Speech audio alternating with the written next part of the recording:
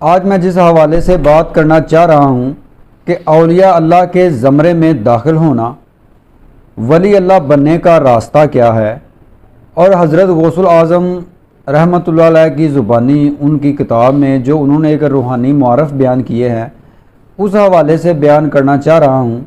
میرے عزیز دوستو، میرے محترم سننے والوں، آج ہم اس مقام ولایت کی بات کرنے جا رہے ہیں جہاں پہنچ کر انسان صرف اللہ کا ہو جاتا ہے، جہاں وہ اپنی ذات سے خالی ہو جاتا ہے اور صرف اللہ کی ذات سے بھرا جاتا ہے۔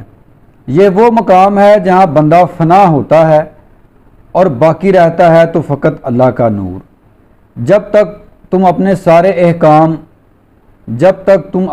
سارے احکام بشری سے مخالفت اور اپنے اعضاء و جوارے سے جدائی اختیار نہ کر لو، روحانی لوگوں اولیاء اللہ کی جماعت میں داخل ہونے کی آرزو اور امید ہرگز نہ کرو۔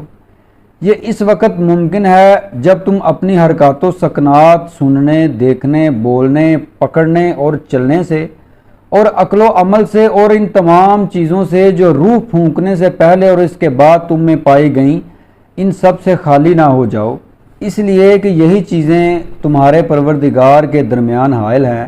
جب تم روح خالص بن گئے تو گویا سراسر اور غیب الغیب ہو جاؤ گے اور اپنے اسرار میں ہر شے سے علیحدہ ہو کر اس کو دشمن اور حجاب جاننے لگو گے، جس طرح حضرت ابراہیم علیہ السلام نے بتوں کے لیے فرمایا، یہ سب میرے دشمن ہیں اور رب تعالیٰ میرا دوست ہے۔ اسی طرح جب تم اپنے وجود کے تمام اعضاء و اجزاء کو، تمام مخلوق کو بت تصور کر کے ان میں سے کسی کی اطاعت نہ کرو گے تو تمہیں علم لدنی کے اسرار غرائب کا امین بنا دیا جائے گا اور تم سے تکوین اور خرق عادات کی طرح کے ایسے امور ظاہر ہونے لگیں گے جو قدرت الہی کی قبیل سے ہیں، اور جو قوت اہل ایمان کو جنت میں ودیت ہوگی، تم دنیا ہی میں اس کے حامل ہو جاؤ گے اور دنیا ہی میں سونپ دی جائے گی۔ پھر تمہاری حالت یہ ہوگی جیسے تمہیں مرنے کے بعد دوبارہ آخرت میں زندہ کیا گیا ہے اور تمہارا سارا وجود خدا تعالیٰ کی قدرت کا مظہر بن جائے گا۔ تم خدا ہی کے ساتھ سنو گے، اسی کے ساتھ دیکھو گے، بولو گے، اسی سے پکڑو گے، اسی سے چلو گے، اسی کے ساتھ غور و فکر کرو گے اور اسی کے ساتھ سکون و طمانینت حاصل کرو گے۔ تم خدا کے سوا ہر چیز سے اندھے اور بہرے ہو جاؤ گے۔ تمہیں صرف امر و نواہی کی حدود کی حفاظت کا خیال ہوگا۔ کسی غیر کا وجود تمہیں نظر نہیں آئے گا۔ اگر شرعی حدود میں سے کوئی حد تم میں سے کم ہو جائے تو سمجھ لو کہ تمہیں فتنے میں ڈال دیا گیا ہے اور شیاطین تمہارے ساتھ کھیل رہے ہیں۔ چنانچہ تم اس وقت شرعی حکم کی طرف رجوع کرو اور کبھی اس سے جدا نہ ہو اور اپنے آپ کو ہوا و ہوس سے دور رکھو۔ یاد رہے کہ جس چیز کی اجازت شریعت نہ دے وہ الحاد، زندقہ اور کفر ہے۔ حضرت غوث الاعظم شیخ عبد القادر جیلانی رحمۃ اللہ علیہ کا مذکورہ ارشاد روحانی سلوک کی نہایت بلند اور نازک منزل کی طرف رہنمائی کرتا ہے جو ولایت اور قرب الہی کا اعلیٰ مقام ہے۔ آپ نے جو کچھ فرمایا ہے وہ دراصل فنا فی اللہ اور بقا باللہ کی حالت ہے، یعنی بندے کا اپنی ذات، خواہشات، اعضاء و حواس اور عقل و شعور سے خالی ہو جانا اور صرف اللہ تعالیٰ کے ساتھ باقی رہ جانا۔ اب اس تعلیم کی تائید میں قرآن و حدیث اور اقوال سلف سے چند دلائل کہہ دو۔ میری نماز، میری قربانی، میری زندگی، میری موت اللہ ہی کے لیے ہے جو تمام جہانوں کا پروردگار ہے۔ یہ آیت سرکار غوث الاعظم کے بیان کی روح ہے کہ کامل ولی وہی ہوتا ہے جو اپنی زندگی کے تمام پہلو اللہ کے سپرد کر دے اور انا کو مٹا کر فنا فی اللہ ہو جائے۔ تو اس لحاظ سے ایک اور بیان ہے، صبغۃ اللہ ومن احسن من اللہ صبغۃ ونحن لہ عابدون۔ اللہ کا رنگ اختیار کرو، اور اللہ کے رنگ سے بہتر رنگ کس کا ہو سکتا ہے؟ ہم تو اسی کی عبادت کرنے والے ہیں۔ اللہ کا رنگ اختیار کرنے کا مطلب یہی ہے کہ انسان اپنے ظاہر باطن عقل، فکر، عمل، اول آخر، تمام تر امور میں اس بات کی نیت کرے کہ ہر کام کو اللہ کے تابع کر دے، کہ وہ اللہ کے دین کے لیے سخت اور مخلوق کے لیے نرم ہوتے ہیں، ہر حال میں دین و شریعت کے تابع ہوتے ہیں۔ تو اس حوالے سے ایک ولی کامل بننے کا جو سفر ہے، ایک آپ ولی کامل کیسے بن سکتے ہیں، اس حوالے سے یہ بیانات ہیں جو سرکار غوث الاعظم نے اپنی تعلیمات میں بیان کیے ہیں، اور حدیث قدسی کا بھی ایک خلاصہ ہے کہ جو میری دل کے بڑی قریب ایک حدیث ہے۔ اللہ تعالیٰ فرماتے ہیں، میرا بندہ نوافل کے ذریعے میرا قرب حاصل کرتا رہتا ہے یہاں تک کہ میں اس سے محبت کرنے لگتا ہوں۔ جب میں اس سے محبت کرتا ہوں تو میں اس کا کان بن جاتا ہوں جس سے وہ سنتا ہے، آنکھ بن جاتا ہوں جس سے وہ دیکھتا ہے، ہاتھ بن جاتا ہوں جس سے وہ پکڑتا ہے، پاؤں بن جاتا ہوں جس سے وہ چلتا ہے۔ یہی وہ مقام ہے جہاں حضرت غوث الاعظم رحمۃ اللہ علیہ بیان فرما رہے ہیں کہ بندہ خود مٹ جاتا ہے اور صرف اللہ باقی رہتا ہے۔ اس حوالے سے مزید سرکار مدینہ کا فرمان ہے، دنیا اور اس کی ہر چیز ملعون ہے سوائے اللہ کے ذکر اور جو اس کے ساتھ ہے۔ تو انسان کو چاہیے کہ اپنی ہستی کو مٹا کر اللہ کی ہستی کو ثابت کرے۔ یہ حدیث بھی اس حقیقت کی طرف اشارہ کرتی ہے کہ جو چیز اللہ کے ساتھ وابستہ نہ ہو وہ روحانیت اور ولایت کے لیے رکاوٹ ہے۔ اقوال سلف اور اولیاء کرام جو اس سفر کو طے کرتے ہوئے منزل مقصود تک پہنچے، ان میں سے حضرت جنید بغدادی رحمۃ اللہ علیہ فرماتے ہیں، تصوف یہ ہے کہ تم اپنی خواہشات کو فنا کر دو اور اپنے رب کے ساتھ زندہ ہو جاؤ۔ حضرت رابعہ بصری رحمۃ اللہ علیہ فرماتی ہیں، میں اللہ کی عبادت نہ جنت کی لالچ میں کرتی ہوں نہ جہنم کے خوف سے، بلکہ اس لیے کہ وہ عبادت کے لائق ہے۔ یہ روحانی مقام غوث الاعظم رحمۃ اللہ علیہ بیان کرتے ہیں کہ جب انسان ہر چیز سے آزاد ہو کر فقط اللہ کا ہو جاتا ہے تو اسے حقیقت کا عرفان حاصل ہوتا ہے۔ اور حضرت رابعہ بصری رحمۃ اللہ علیہ مزید فرماتی ہیں کہ میں اللہ کی عبادت نہ جنت کے شوق میں کرتی ہوں نہ جہنم کے خوف سے، بلکہ اس لیے کرتی ہوں کہ وہ عبادت کے لائق ہے۔ جب انسان اس مقام پر پہنچتا ہے تو دنیا کی ہر چیز اس کے لیے بت بن جاتی ہے، اور وہ ابراہیم خلیل اللہ کی طرح ان سب سے اعلان برات کرتا ہے، انی برات مما تعبدون، میں ان سب سے بیزار ہوں جن کی تم پرستش کرتے ہو۔ تو انسان کی خواہشات بھی ایک بت نما ہیں جسے توڑنا اور جس کے اوپر لا کی تلوار لگانا بھی انسان کے اوپر فرض ہے۔ یہی کلمہ توحید کا بھی مقصد ہے۔ صرف ایک باقی رہتا ہے، اللہ، تو اس کے علاوہ ہر چیز مٹ جاتی ہے۔ تو انتباہ جو حضرت شیخ عبد القادر جیلانی نے شریعت کی پابندی کے حوالے سے لازمی قرار دی ہے وہ یہ ہے کہ اگر شرعی حدود میں سے ایک حد بھی تم سے کم ہو جائے تو سمجھ لو کہ تم فتنے میں ہو اور شیطان تم سے کھیل رہا ہے، لہٰذا شریعت سے کبھی جدا نہ ہونا، ورنہ الحاد اور زندگی تمہیں نگل جائے گا۔ شریعت کی پابندی کرتے ہوئے تمام تر قیود اور حدود کی پیروی کرتے ہوئے اللہ تعالیٰ کی جو بھی فرض کی ہوئی احکامات اور ہدایات ہیں تو انسان ولایت کے مقام پر پہنچ جاتا ہے۔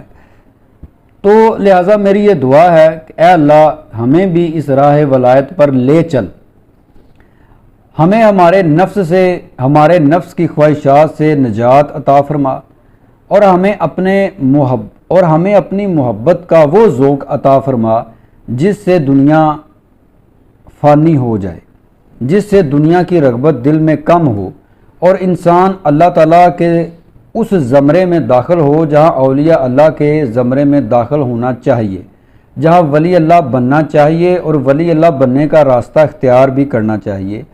آج لوگ ولی اللہ بنانے کا دعویٰ تو کرتے ہیں مگر ان کے پاس خواہشات نفس کو کم کرنے والی جو ایک طاقت ہے وہ نہیں ہوتی۔ بعض لوگ مجاہدات اور بہت الٹی قسم کی ریاضیات میں انسان کو پھنسا دیتے ہیں مگر منزل مقصود تک نہیں پہنچاتے۔ لہٰذا جو انسان اپنی خواہشات کو قابو میں رکھتے ہوئے کسی انسان کامل کے پاس چلا جاتا ہے تو وہ اسے ولی اللہ بنا دیتا ہے۔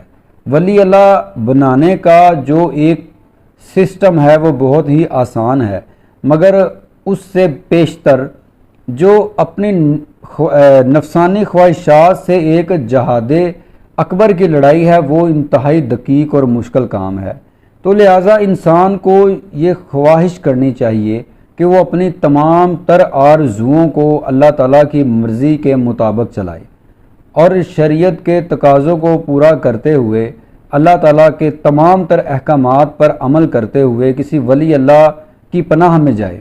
جب کسی ولی اللہ کے زیر سائے آئے گا تو وہ اسے اللہ تعالیٰ کے مقامات اور ولی اللہ کے مقامات اور اس سے بڑھ کر جو بھی مقامات ہیں، اس شاخ کے جو مقام ہیں، جو فقر کے مقام ہیں، وہاں تک ان کی رسائی کروا دے گا۔ تو لہٰذا جب تک انسان کی روح خالص نہیں ہوتی یہ ان تمام تر غیب الغیب رازوں کو نہیں جان سکتا۔ اس حوالے سے ایک انسان جسمانی ہے اور ایک روحانی ہے۔ اگر جسمانی انسان میں جسمانیت زیادہ ہوگی تو روحانیت کم ہوگی، اور اگر روحانیت زیادہ ہوگی تو جسمانیت کم ہوگی۔ ہستی سے گزر جانا بھلا کام یہی ہے، دین یہی، مذہب یہی، اسلام یہی ہے۔ تو ہستی سے گزرنا ہی سب سے مشکل کام ہے تاکہ اسے وہ تمام تر علوم جسے ہم علم لدنی کے اسرار و غرائب کا امین بنایا جاتا ہے وہ اسے عطا ہوں۔ یہ انہی اللہ والوں کو حاصل ہوتے ہیں جو اپنے آپ کو اللہ میں ڈھال لیتے ہیں۔ اللہ اللہ کہنے سے اللہ نہیں ملتا، اللہ والے اللہ سے ملا دیتے ہیں۔ زال ذکر تے فکر بھی بڑا کیتا، بے نشان دا نہیں سی نشان ملیا۔ بے نشان دی ہوئی پہچان تدو جدو گرو کامل انسان ملیا۔ دساں دور دراڈیاں پیندیاں سن، جامع بشری وچ رحمان ملیا۔ پردیسیاں اوکڑا مک گئیاں، چشمہ فیض دا شاہ جیلان ملیا۔ تو جس وقت انسان قدرت کا مظہر بن جائے تو اس کے اوپر وہ تمام تر صفات جو اللہ کی ہیں ان کا تھوڑا تھوڑا یا بہت زیادہ تصرف نظر آنے لگتا ہے، جس سے جو لوگ ہیں وہ اس سے فائدہ بھی حاصل کرتے ہیں اور اسے باعث ہدایت بھی پیش کیا جاتا ہے۔ تو لہٰذا دعا ہے کہ اللہ تعالی ہمیں ولایت کے رستے پر چلنے کی توفیق عطا فرمائے۔ یہ جو فانی دنیا ہے اس کی مثال ایک مکھی سی بیان کی گئی ہے۔ پوری دنیا کی تمام تر زندگی کے جو مراحل ہیں وہ انسان کے ایک فقط مکھی کی مانند ہیں۔ جیسے ایک مکھی کسی تھوک کے اوپر گرتی ہے، اسی طرح یہی انسان جو دنیا کے پیچھے گرتے ہیں ان کی مثال ایک مکھی کی ہے، جبکہ اللہ تعالیٰ کا جو ایک ذاتی جہان ہے، جو ایک صفاتی جہان ہے، وہ انسان کی عقل، اس کے شعور سے معاورہ ہے، اور وہ انہی لوگوں کو عطا کیا جاتا ہے جو اپنی نفسانی زندگی سے مبرہ ہو کر اللہ تعالیٰ کی توفیق کے ساتھ، اللہ تعالیٰ کی معرفت کے ساتھ ولایت کے رستے کو اپناتے ہیں اور پہچانتے ہیں۔ یہ اہل اللہ ہی ہیں جن کا ذکر اب تک موجود ہے اور ہمارے سے بعد تک بھی اور ہمیشہ دائمی زندگی میں بھی ان کا ذکر موجود رہے گا، کیونکہ ان لوگوں نے اپنے آپ کو اللہ کے ساتھ وابستہ کر لیا۔ صبغۃ اللہ ومن احسن من اللہ صبغۃ، کہہ دو کہ ہم نے اللہ کا رنگ اختیار کر لیا، اور اللہ سے بڑھ کر رنگ کس کا ہے۔ تو اولیاء اللہ جو ہے یہ ایک مقام شریعت میں رہتے ہوئے، کیونکہ مقام شریعت اقوال کا ایک عالم ہے، اس کے بعد ایک افعال کا عالم ہے، افعال کے بعد تصرفات، معرفت اور حقائق کا عالم ہے۔ تو ان کی شریعت کا دائرہ کار بھی جو ہے وہ اس حدود کے اوپر لگتا ہے کہ یہ تمام تر اللہ کے جو احکامات ہیں انہیں اپنے وجود کے اوپر کہ کہہ دو کہ میری نماز، میری قربانی، میری زندگی، میری موت اللہ ہی کے لیے ہے جو تمام جہانوں کا پروردگار ہے۔ تو یہ صرف ایک زبانی کلمہ نہیں بلکہ یہ ایک روحانی اور راہ طریقت کا کلمہ ہے۔ تو جب انسان اپنے آپ کو اللہ کے اس رستے پر چلاتا ہے تو مال کے کل اس کے اوپر ایسے ایسے غیبی انعامات کرتا ہے، ایسے ایسے انعامات کرتا ہے جو صدیقین، جو صالحین، جو اولیاء اللہ اور ان سے بڑھ کر ہستیوں کے اوپر ہوتے ہیں وہ انہیں عطا کیے جاتے ہیں۔ تو اللہ تعالی ہمیں بھی عطا کرے توفیق ہم سب کو عطا کرے کہ ہم ولایت کا رستہ اختیار کریں۔ تو اسی ٹاپک کے حوالے سے سرکار غوث الاعظم نے فرمایا ہے کہ ایک ولی اللہ بننے کے لیے کون سا زمرہ ضروری ہے، کون سی بات ضروری ہے، وہ آپ کے سامنے پیش کی گئی بات ہے۔ آپ اس کے اوپر تأمل کریں، غور کریں اور اس کو اپنی زندگی میں عمل میں لے کے آئیں تاکہ آپ کی زندگیوں میں، ہماری زندگیوں میں پیدا ہو، رحم کی صفت پیدا ہو اور انسان جو ہے وہ اللہ کے احکام میں بہت ہی تیز و تند اور اس سے بڑھ کر اللہ کی معرفت جاننے میں بہت ہی تیز اور اشد ہو جائے۔ بہت شکریہ۔ اللہ تعالی ہمیں اور آپ کو توفیق عطا فرمائے کہ ہم راہ فقر اختیار کریں اور راہ فقر سے اس دنیا اور آخرت کی دونوں جہانوں کی کامیابی حاصل کریں، اپنے ظاہر کی، باطن کی، اول اور آخر کی پہچان کریں۔ بہت شکریہ۔